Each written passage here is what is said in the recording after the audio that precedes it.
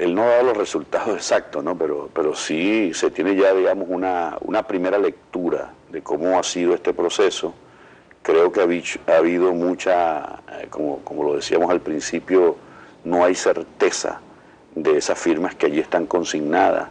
Pero bueno, corresponde en este caso al Poder Electoral. Allí están representantes de la MUD, por cierto, ¿no? Están, digamos, pendientes de todo ese proceso. Nosotros creemos, el pueblo venezolano en general, lo que espera es que esto se dé en el marco de lo que establece la Constitución, de los lapsos de tiempo. Es necesario que todo esto se verifique. Recordemos el antecedente tan negativo que hubo en procesos anteriores por parte de Súmate, por parte de estas organizaciones privadas que impulsaron esta figura de referendo revocatorio.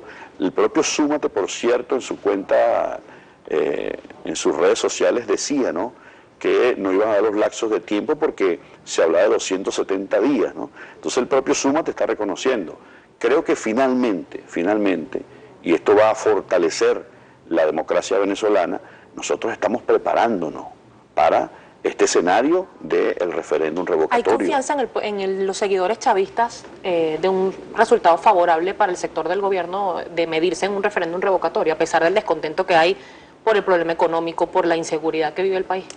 Sí, nosotros estamos haciendo, mira, todos los esfuerzos en lo que el presidente ha nominado la convocatoria del Congreso de la Patria, y nos estamos encontrando todas las fuerzas revolucionarias. Hemos logrado construir una plataforma unitaria como no la teníamos al principio, y sin lugar a duda pues que esa fortaleza que nos da las movilizaciones de calles que se han dado en el país, que han sido iniciativas importantes, que sin duda alguna no tiene la oposición esa misma capacidad de movilizarlo, porque han convocado a grandes megamarchas, como las han llamado, y finalmente terminan reunidos en un galpón, ¿no? De modo que yo creo que si tomamos en cuenta el avance de, digamos, de los procesos de reorganización a lo interno del movimiento revolucionario, nosotros tenemos la primera opción, porque hemos trabajado el tema de la organización, porque nos estamos preparando para defendernos en el marco de lo que establece la Constitución y las leyes, y yo creo que eso es un mensaje también importante que se envía al pueblo venezolano y al resto de la comunidad internacional, porque ellos se han dedicado. Pero diputado, esas movilizaciones, ¿hay garantías de que se conviertan en votos? Porque quizás en una marcha puede haber mucha gente, pero no necesariamente pueden dar el voto positivo al gobierno nacional. Claro, pero la iniciativa es muy importante en la política. Tener la iniciativa de masa, la iniciativa de calle, es fundamental en estos procesos, ¿no? Y lo que se ha visto es que en toda esta dura situación por la que estamos confrontando, en términos del ataque a la economía venezolana, sin lugar a dudas que ha habido un fortalecimiento, un regrupamiento de las fuerzas revolucionarias, y eso se traduce en, digamos, la capacidad que tenemos nosotros de organizarnos para lograr victorias en estos procesos que se nos planteen en los próximos días, si finalmente se terminan de poner de acuerdo y finalmente cumplen con las cantidades que establece, en este caso, la propia ley.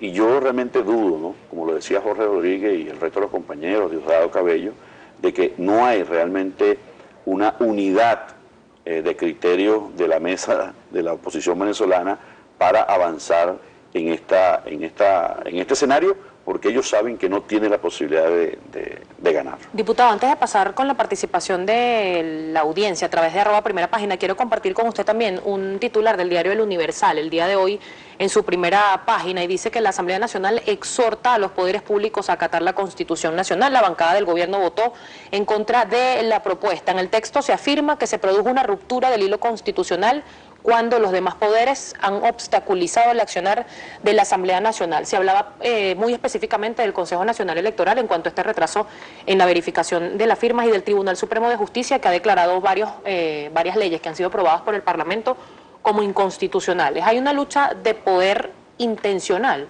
o hay efectivamente independencia de poderes? Se denuncia que no, que el Tribunal Supremo de Justicia es un brazo político del PSUV. Mira, nosotros hemos estado denunciando en estos debates en la Asamblea Nacional, que han sido inoficiosos, que han sido improductivos realmente, ¿no?, de que hay toda digamos, un papel que se le asignó al Parlamento Nacional a partir de un documento que nosotros digamos, develamos en los debates, un documento firmado el 25 de febrero del año 2016 por el jefe del Comando Sur de los Estados Unidos, que allí, en la recomendación número 8 o 9, si mal no recuerdo, claramente le establecía que utilizarían la Asamblea Nacional para obstruir la gobernanza, para negar créditos, para generar conflictos, confrontaciones. Todo eso que decía el almirante Curtit, ¿no?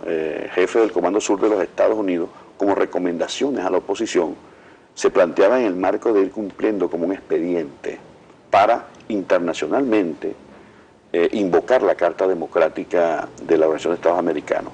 Y casualmente el debate de ayer, por eso traía el artículo 20 de lo que es la Carta Interamericana de los Derechos Humanos, ¿no? Rápidamente, dice aquí que en caso de que un Estado miembro se produzca una alteración del orden constitucional que afecte gravemente su orden democrático, cualquier Estado miembro o el secretario general podrá solicitar la convocatoria inmediata del Consejo Permanente para realizar una apreciación colectiva e iniciar, digamos, la activación de esta carta, ¿no? Es decir, ellos venían dando paso en la Asamblea Nacional, generar toda esta confrontación de poderes, de desacatar las decisiones que el Alto Tribunal de la República había emitido a partir de la solicitud de recursos de interpretación. Y sin lugar a duda que con lo que ayer aprobaron ellos, con su mayoría circunstancial en la Asamblea Nacional, para, digamos, cumplir con el artículo 20, porque decíamos nosotros, bueno, ellos no pueden invocar una invasión o fuerzas multinacionales, porque eso debe ser solicitado por el Estado en este caso. Pero el artículo 20 le da la potestad a ellos, que si ellos hablan de una, digamos, una alteración del orden constitucional, a ellos entonces el propio Luis Almagro, que ya está abiertamente, ¿no?, conectado con la oposición y está abiertamente en contra del país, él pudiera solicitar entonces esta carta, la aplicación de la Carta Interamericana. Y eso es lo que ellos están buscando realmente, porque saben que a lo interno del país ni van a lograr recoger las firmas, ni van a sacar al presidente Nicolás Maduro por vía del referéndum, no tienen la capacidad de movilizar al pueblo, ¿no?, a pesar de toda esta embestida contra el país y contra nuestra economía, como lo hemos venido diciendo, y que sin lugar a dudas, pues, lo que están buscando es la implementación de este mecanismo para que vengan fuerzas multinacionales con la excusa de la crisis humanitaria, que nadie se cree en el mundo. Pero no hay crisis en nuestro país, diputado, cuando no se consiguen medicinas, cuando no se consiguen los alimentos. Por supuesto, sí, lo hemos dicho también. Ya están llegando, por cierto, importantes embarques de medicina a través de las alianzas con Irán, a través de la alianza con la India, etcétera, etcétera. Ya estamos atendiendo, ¿no?, el suministro de medicamentos. Lo que la comunidad internacional no entiende es que cómo hablan ellos de crisis humanitaria si aquí, por ejemplo, se mantiene un nivel de desocupación del 6%, si en este país se siguen manteniendo los programas sociales, se incrementa la seguridad social, se incrementan los salarios, ¿no?, y se están tomando una serie de medidas para tratar de proteger a nuestro pueblo. Bueno, y ellos realmente no se justifica, y la gente no justifica, porque eso ocurre en un país que esté sitiado, que esté en guerra, que tenga sus indicadores en el piso, y aquí lo que ha habido, como lo hemos dicho en todo este tiempo, es la actuación de los factores económicos del sector privado que controlan el 70-80% de distribución, comercialización, en el caso de las medicinas, los grandes laboratorios, en el caso de la distribución de alimentos, las grandes corporaciones, y sin lugar a duda también hay una operación de entidades financieras privadas, ¿no?, en contra de nuestro país, y esto lo hemos venido denunciando en todos estos debates. Pero ¿tiene más capacidad la empresa privada de la denominada guerra económica que la respuesta del Estado para garantizar la calidad de vida de los venezolanos? Bueno, pero recuerda que el 70% de la economía del país, el 70%, la distribución, la comercialización, está en manos del sector privado. Ellos, sin lugar a duda, en todo este tiempo, lo decía un estudio econométrico que lo hemos divulgado suficientemente, es decir, se generó en la década del 2003-2013 un crecimiento del Producto Interno Bruto agrícola también, ¿no? Pero paralelo a eso ocurrió que se otorgó mayor cantidad de dólar preferencial al sector privado y eso no se tradujo en mayor cantidad de productos al país. ¿Y por qué ese escenario no se supervisó por parte del Estado? ¿Quién es que otorga las divisas? Sí, sin lugar a dudas, ahí está planteado, ¿no?, la aplicación de las leyes, como estamos diciendo nosotros, para que esos empresarios, todos aquellos que recibieron en cantidad suficiente y oportuna divisa 630 y no trajeron los productos ni los insumos, sino que fueron a engordar sus cuentas en el extranjero, como el caso de Procter y Gamble, por ejemplo, que sin lugar a dudas allí hay, ¿no?, elementos suficientes para proceder a aplicar lo que está en la ley contra quienes abiertamente, lo decía el propio presidente de una empresa de alimentos del país que ha recibido cantidades, miles de millones de dólares otorgados en divisas preferenciales para generar, digamos, un producto importante para los venezolanos.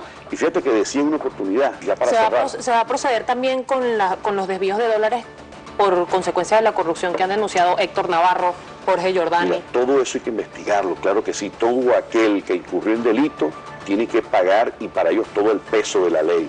Pero sin lugar a dudas que los actores fundamentales de toda esta estrategia para atacar la economía, para debilitar el signo monetario, son precisamente los agentes del sector privado que han tenido la posibilidad de dirigir toda esta operación y así lo han dicho públicamente. Lorenzo Mendoza lo confiesa, diciendo que él está en guerra contra el pueblo venezolano y lo hemos visto también desde Colombia, lo hemos denunciado muchas veces, toda una infraestructura que se construyó para debilitar la economía venezolana. Diputado, tengo que hacer una pausa comercial. ¿Tiene cuenta en Twitter?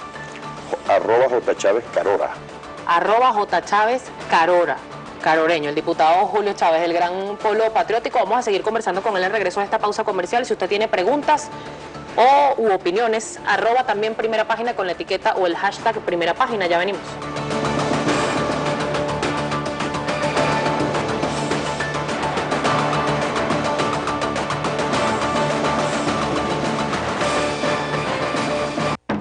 Usted está viendo Primera Página.